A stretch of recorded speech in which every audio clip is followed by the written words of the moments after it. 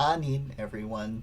So far this semester I've been saying Sego, which is one way of saying hello in Ganyankahaga. I'm going to switch to Anin, which is in Anishinaabemowin, and it also one of the ways to say hello in those languages, because sometime in April we're going to have a guest who is Anishinaabe. So I want to get you used to being able to say hello. So this week's topic is not an easy one. It's quite difficult. Some of you may have learned some of this in high school already about the residential school system. So there's a little bit of a content warning for difficult subject matter. We're not going to get very graphic in this course. There is still there's mentions of verbal, emotional, physical, and sexual violence towards children. So just be forewarned, but it's mentioned. We're not going into graphic detail. So I suspect that those of you who've learned about this in high school or in other courses may have learned a lot already about that brutality, and that information is definitely out there, often in survivor testimonies. So we're not really going to go into that in this course. We're going to be focusing on the role of residential schools as part of a wider project of assimilation in Canada. But still, it's good to be aware, because sometimes even just the mention of these things can be distressing. So please take care of yourself as you kind of before you start reading the material and listening to the recording that is posted in the assignment and in this PowerPoint as well. And just, ensure that you have whatever supports you need, or comfort food, or people you can talk to. In the very last three slides of this PowerPoint, there are some resources in case for anybody who's experiencing emotional distress. So the history of the residential school system, again, we're doing a very cursory overview here of the history behind the schools and how they functioned, because our main goal is to talk about why they were there.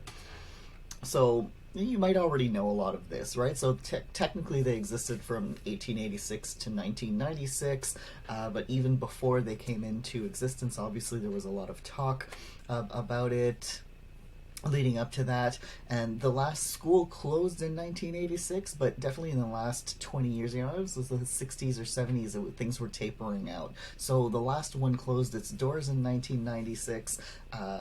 Things had already changed quite a bit by then. It wasn't great, but it wasn't necessarily as harsh by that point, and there weren't as many of them, but it's still significant that within my lifetime, for example, and not too long before many of you were born, there were still some in the country. So that's kind of important to know. So it's actually an Indian Act policy. So the section of the Bob Joseph book that you're reading, right, because Bob Joseph's book is about 21 specific policies within the Indian Act. And so a couple of weeks ago we looked at 4 of those, and now we're looking at this one specific one. So it is part of the Indian Act. So as I've mentioned a few times, and I'm always reminding people to be specific, right? And the Indian Act was targeted as people known as Indians, or who, as you might remember from a couple of weeks ago, they weren't considered people at the time. But that includes people who today use the term First Nations for themselves. But residential, even though the Indian Act was and is, because it still exists, specific to First Nations people or peoples, residential schools themselves actually also targeted Métis and Inuit people. So that's kind of an interesting thing to know. And it's significant because it's something that, even though it came out of the Indian Act, it winds up affecting all Indigenous peoples. And this school system emerged from agreements and treaties, ironically. So we learned about treaties several weeks ago, and what a lot of non-Indigenous people in Canada don't know, sometimes when they complain about, education and this and that and the other thing, a lot of these things, in education in particular, were promises that were made to people with whom the federal government or colonial governments before that signed treaties. So it kind of emerged from that. So the federal government was responsible in places where there were treaties anyway, which isn't everywhere, right? For example, in Montreal, we're on unceded land. There are no treaties here. In most of Quebec, there were no treaties. Not sure about the East, but yeah, weren't treaties everywhere. But in places where there were treaties, chunks of Ontario and the prairies, for example, BC, part of those treaties was that in exchange for the cessation or sharing of land anyways, the government would be responsible for healthcare, education, things like that. So that's important to know as well. But the residential schools weren't really from a place of wanting to offer genuine education. The goal was assimilation. So by taking children away from family and communities, cultural influence, you can teach them to be civilized, quote unquote. And what we know here that what to be civilized means is to adhere to the white man's ways in terms of language, religion, form of dress, overall way of life, values. Okay, so that's kind of an overview. It's an oversimplified overview, right? But it's just, this is where it's coming from. Now, in terms of the functioning, and this is pretty important to know. Often people get these things mixed up, and I see this with students all the time, which is normal. There are a lot of details, and we can't cover them all. But I think some of these are pretty significant. So these schools were actually run by churches, and this breakdown here is from Chelsea Vowell's book. And some people might see that as just a detail, but when you look at it, in North America, the Roman Catholic Church is one of the dominant churches, maybe along with Anglicanism, but those are the top two, right? And so, sometimes when you hear, this is tied in with kind of wider issues of racism and religious bigotry, right? Where sometimes white Christians in particular will be bigoted towards other religions, including Judaism and Islam, right? And so it's a lot of people don't even know the history of their own churches. So sometimes that surprises people. So these schools were run by these churches, and they were funded very poorly, we might add, and both of our authors mention this, or at least one of them does, that they were very poorly funded by the federal government. So the government was funding them, giving the money for these churches to these schools to operate, but it was churches who were actually managing the day-to-day activities in these schools. And another thing about functioning that sometimes people don't realize is that at first these schools were voluntary. Parents were encouraged to send their children there. And just like we learned a couple weeks ago with the Indian Act and the whole concept of enfranchisement, which was essentially to give up your Indian status to become a Canadian citizen, that didn't yield huge results, right? So for that, we saw here on the previous slide that the residential school system was created in 1886, right? So for about 30 something years, it was voluntary. Not a lot of people wanted to send their kids there. So as of 1920, it was made mandatory. And this involved law enforcement. I mean, you see, there's an artist who's, is he Anishinaabe or is he Nehiwa? I don't remember the details, but Kent Monkman. Look him up if you're into the arts. Kent with a K, K-E-N-T, Monkman, M-O-N-K-M-A-N, and he has a kind of fiction based on reality painting of our CMP officers taking children, ripping them from their mother's hands, and so it was pretty harsh. I mean, we already know from our discussions of the Indian Act previously, there was an Indian agent near each reserve or in each reserve, who was never a First Nations person, right? And they would enforce this with the help of law enforcement, including the RCMP. And parents who refused or who were caught trying to hide their children could go to jail. All right. So think about that, right? So people, you want to do this, we want to assimilate people, but damn it, they're not doing it willingly. Well, we're going to force them. And again, 1920 might sound like ancient history, but it's not that long ago. I mean, you might have uh, grandparents or great grandparents who were alive at the time. So it's really not that long ago. So, what were the conditions? Again, we're not going to go into extreme graphic detail here, okay? But there were a lot of things going on in terms of how the children were treated. Again, this is an overview. So there was a lot of cultural shaming. Okay, so you couldn't speak your language, you couldn't practice your spiritual traditions, you couldn't dress the same way that you did at home, you didn't have access to the foods that you had grown up being nourished by that were valued in your culture. And sometimes to the Western mind, these things seem, well, yeah, whatever, it's not the end of the world.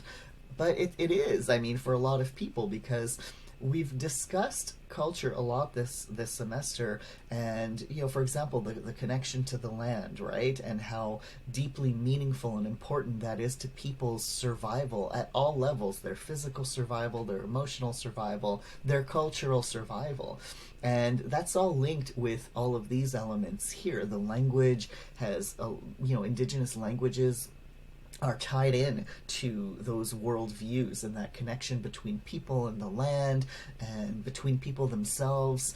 So all these things are connected. So to deprive people of that in a way that is shaming, right, is very detrimental.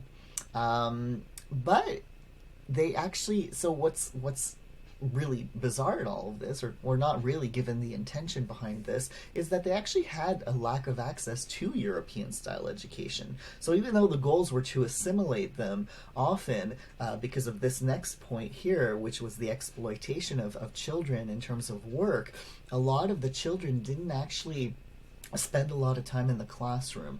So Bob Joseph talks about this a little bit, where a lot of, as we mentioned in the one of the previous slides, the schools were poorly funded. So that means that the schools had to kind of generate their own income and their own food. So they would practice agriculture and things like that. So a lot of the kids, the boys in particular, were put to work out in the fields a lot of the time. Girls were put to work in other ways, in the kitchen, or, because again, this was very gendered according to Western norms at the time, right? So a lot of the times the kids were in and out of class. They didn't really even get the benefit of what they were supposed to be learning in the first place. Some did, right? It wasn't the same in every single school. But you do have many children who they go through these school systems, and in addition to losing access to their ways from their families and communities, they didn't have access to the European way either. So then you're left in between worlds. You don't belong to either one, right? And let's say, and this isn't in the slides, but even if you did manage to go through all that schooling, if you're in a racist society, so if you're an indigenous person, visibly indigenous person, and you could have gone through these schools, gotten top marks, but we know there's still discrimination. So it's not like this would magically give them access to all the benefits of being a Canadian citizen, just like we talked about with enfranchisement. So there was a lot of neglect in terms of healthcare, nutrition. I mean, again, they weren't very well financed, these schools, so whatever quality food there was usually would go to the teachers, who were mostly nuns, or the people who were running the school. Many of them priests. So the food that children got usually wasn't the best quality, you can imagine. Healthcare, I mean, that there's a whole section, there's a lot of literature on this, but, if they'd get sick kids weren't separated from the other kids, so often they'd be in cramped conditions, and there were diseases that would spread very easily. Many children died of tuberculosis. There's some figures that say half the kids that almost wound up dying either from poor nutrition, diseases spread because of crowded conditions. They probably weren't very well heated, you can imagine. There are other ways that children died, of course, sometimes very harsh punishments that would go a little bit too far or very much too far, right? Some kids died trying to escape these schools. So these schools were far away from the communities, and that was, to cut the children off completely, or at least for most of the year, from their families. So the punishment, there's a lot of violence. So sometimes in the name of discipline. And at the time, I mean, in Canada at the time, in Western mentality, it was physical punishment, corporal punishment was seen as normal anyway for all kids. And in this case, it wasn't very regulated, so it was really at the whim of whoever was running the schools. So again, not all schools were the same. Some schools, I have some friends who actually went to residential schools, and in some cases they had good experiences. They had kind teachers, and but you hear a lot of testimonies, many testimonies that are very different. And there are many schools where the conditions were extremely harsh in terms of discipline, and it didn't take much, right? Speak your language, associate with a student of the opposite sex, or any little thing, right? So, and of course that's linked to that first one, that first bullet here, the shaming, because these punishments were meant to shame, and sometimes in front of all the other students to drive the point home. And there was, on top of the disciplinary violence through the form of harsh punishments, there was also verbal, physical, and sexual abuse, and there are a lot of testimonials about that as well. So just some terms here that are used in some of these slides, but also in what you're reading this week, that are relevant to kind of look at this point. So survivors, okay? So Chelsea Vowell actually specifically talks about this term, and her point is that instead of calling them, say, victims. Well, she doesn't actually say that, but just this is my interpretation of what she says. Calling people survivors, well, it avoids victimizing them, because when you call people victims of something, you kind of portray them as these meek, kind of passive victims of something, right? And Chelsea Vowell argues that it's factual, because residential schools were something that many did not actually survive. So it is something that if you came out of it alive, you had very much survived. Okay? So people who went to residential schools and who lived through it are referred to as survivors. Now, cultural genocide. So both Chelsea Vowell and Bob Joseph talk about cultural genocide, and they're taking this from the Truth and Reconciliation Commission report, which we'll talk about, and they both talk about that as well.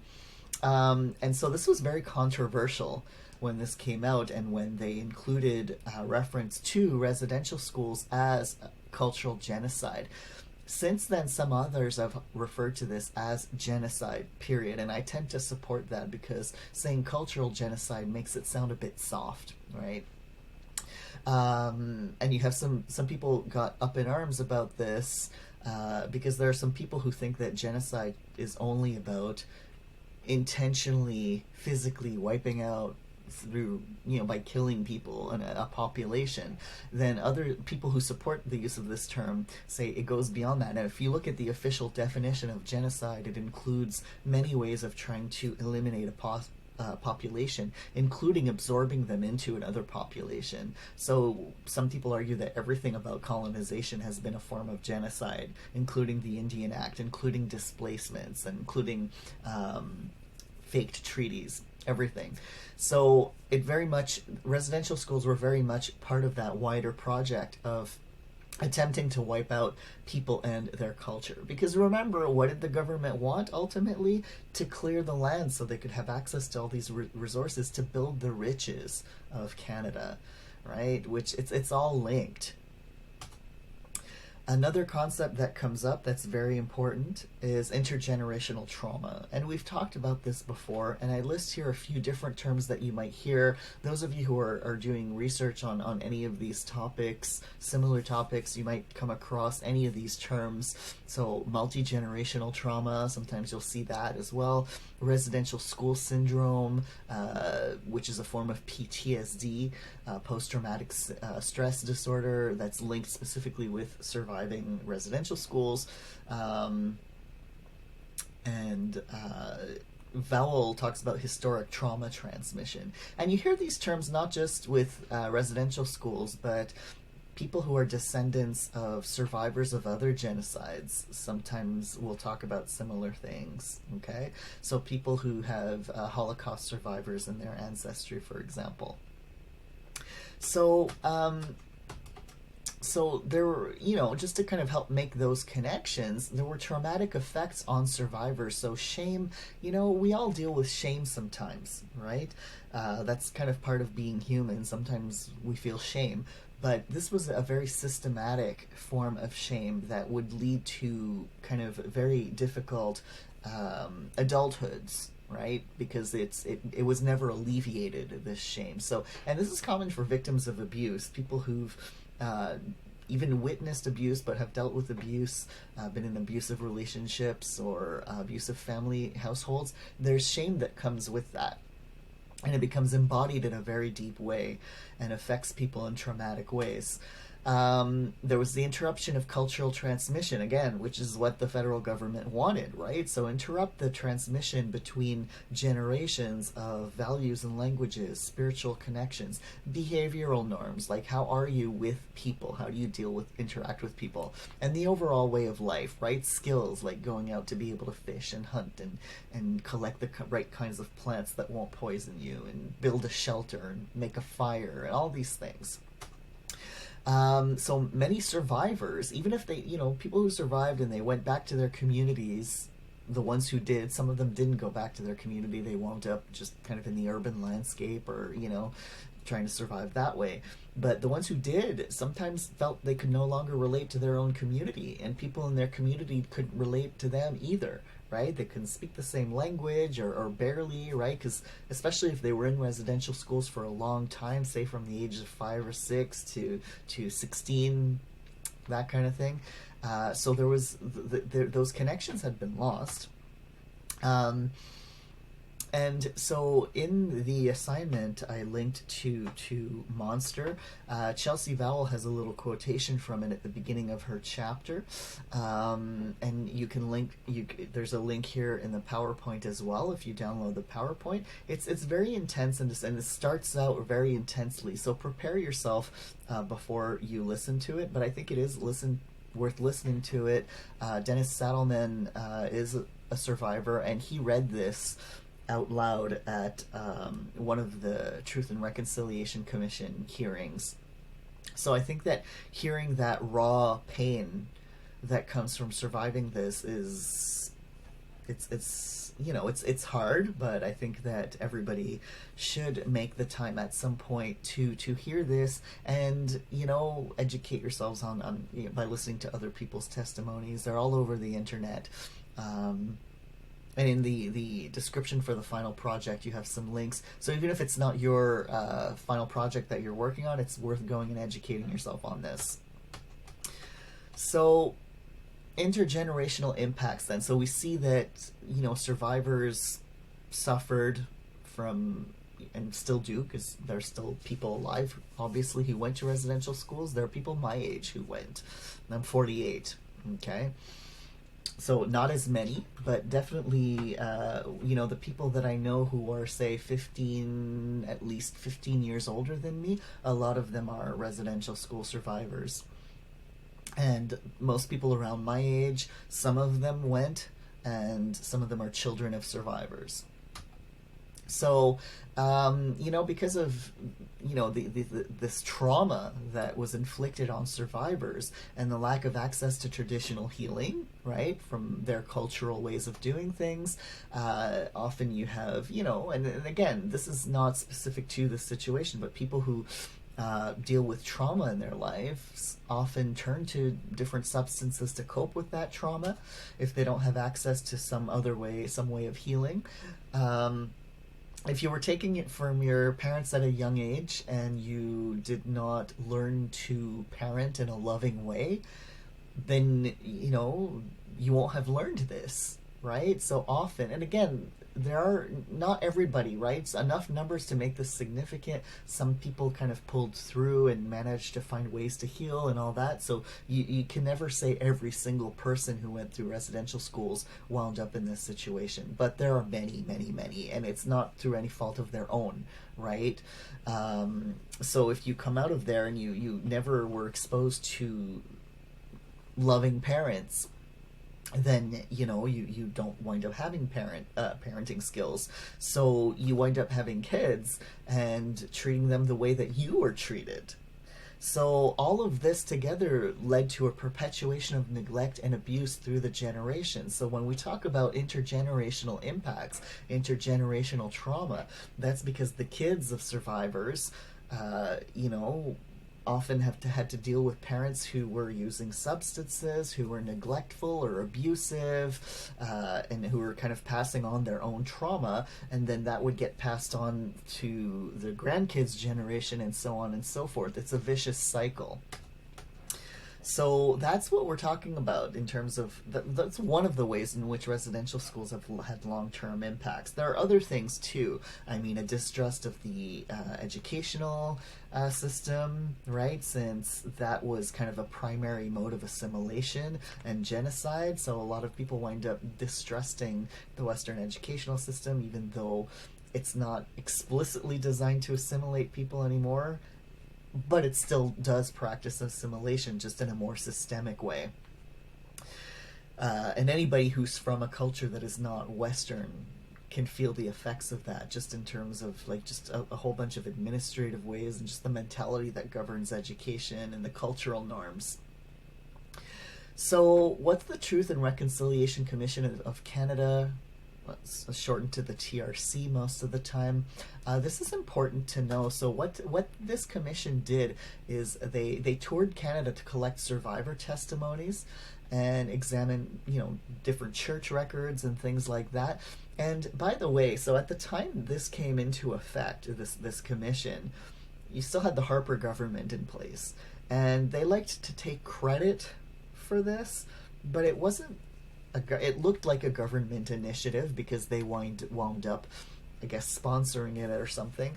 But it's Indigenous people who had been pushing for this to happen for a long time. So don't let people fool you into thinking that Canada benevolently did this of their own initiative. So they spent years doing this, I think 6 years in total, and in 2015 they came out with a final report. And in this link here, where it says final report, it's actually a link to the executive summary, because the report itself is many volumes. It's huge, right, because it contains all these testimonies, and that's a lot. And so the executive summary gives a good wrap up, and Chelsea Vowell recommends that everybody read it. It doesn't have to be in one sitting, so even the executive summary is hundreds of pages long, but there's a link there. And if you truly, a lot of you have been saying, I want to educate myself more, it's really important. This is part of it, right, is to go read this, because it's not enough to just know about the residential schools and they existed. It's really important to understand how they came about and how they were linked with the very creation of Canada. Okay? Let that sink in. Canada would not be the way that it is without the Indian Act and all the associated things.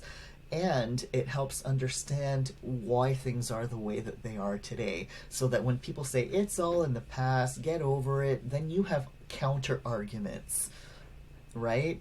So that's part of educating yourself. So you can have a look at the final report, read it in small chunks. Some of it is difficult, all right? So that's what Chelsea Vowell recommends, and it's in 5 sections.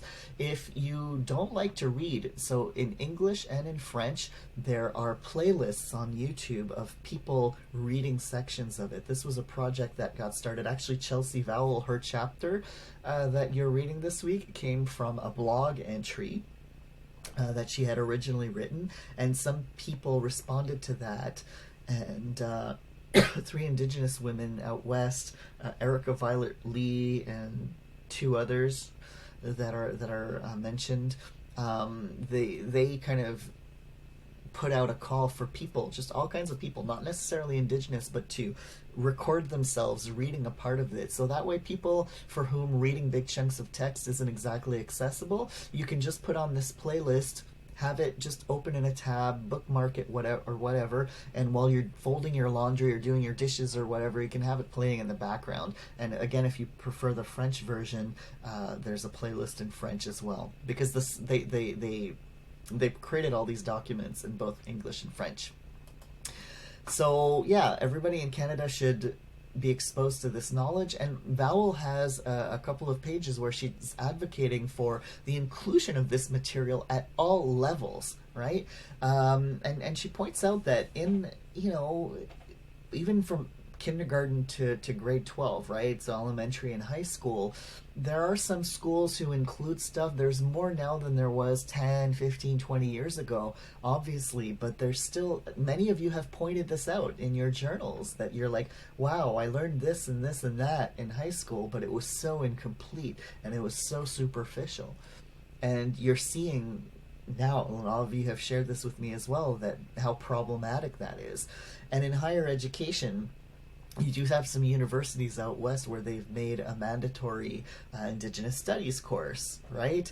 And that's a great step. Some people have resisted that, and they say, no, it shouldn't be shoved down people's throats. But mainstream Western history is shoved down people's throats, right? And a lot of it is full of lies. So think about that, right?